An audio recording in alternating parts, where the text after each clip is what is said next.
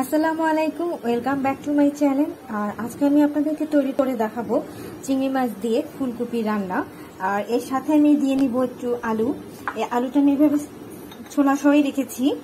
আর নিয়েছি পেঁয়াজ কুচি, আর নিয়েছি এই যে বড় সাইজের চিংড়ি মাছ 10-12টার মতো।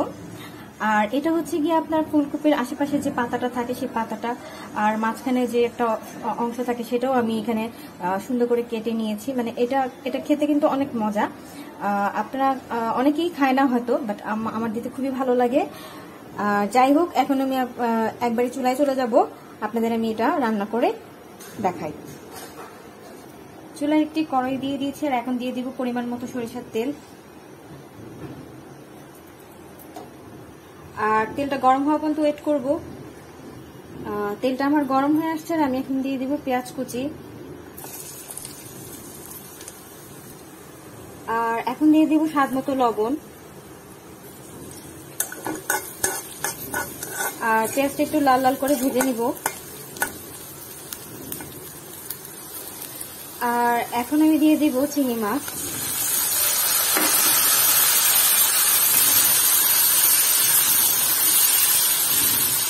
আর এই চিংড়ি মাছ আর পেঁয়াজটা আমি একটু ভালোভাবে একটু ভেজে নিব।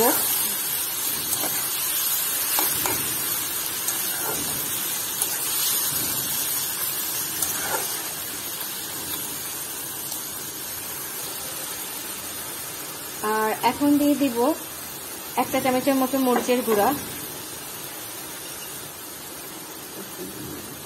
আর দিয়ে দিব এখন হলুদের গুঁড়া 1 চামচ। আর এখন ভালোভাবে একটু নেড়ে চেড়ে দিব।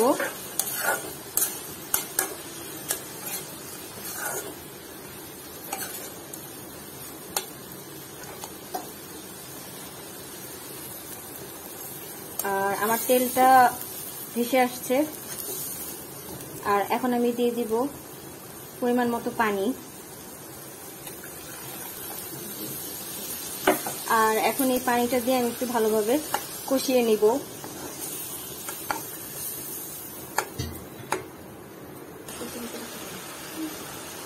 আর এখন দিয়ে দিব হচ্ছে যে কপির ডাঁটাগুলো। আর দিয়ে দিব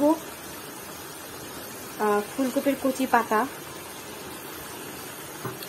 আর এখন দিয়ে দিব আলু। আর এখন সবগুলো ভালো মতো আমি এখন কষিয়ে নিব।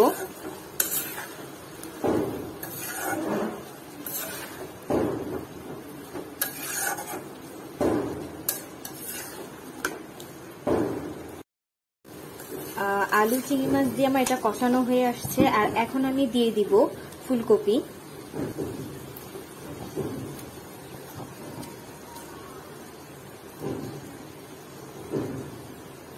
আর এখন আমি এই ফুলকপি দিয়ে ভালো মতো কষিয়ে নিব।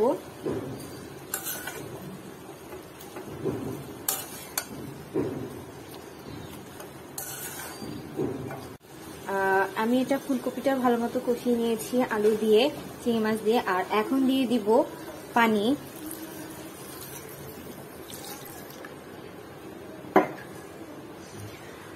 আর এটা হতে আমার আর বেশিক্ষণ লাগবে না। আর ফিরে আসবো 10 মিনিট পর।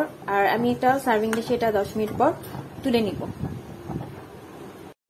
আমি একটা সার্ভিং ডিশে তুলে নিয়েছি। আর আমার এই তরকারিটা রান্না হয়ে গেছে। আর তৈরি হয়ে গেল মজাদার আলু ফুলকপি দিয়ে চিংড়ি মাছ দিয়ে রান্না। আর আমার এই রেসিপিটি যদি ভালো লেগে থাকে অবশ্যই রেসিপিটি বাসায় ট্রাই করবেন, লাইক শেয়ার কমেন্ট করে জানাবেন। আর ভালো থাকবেন। আল্লাহ হাফেজ।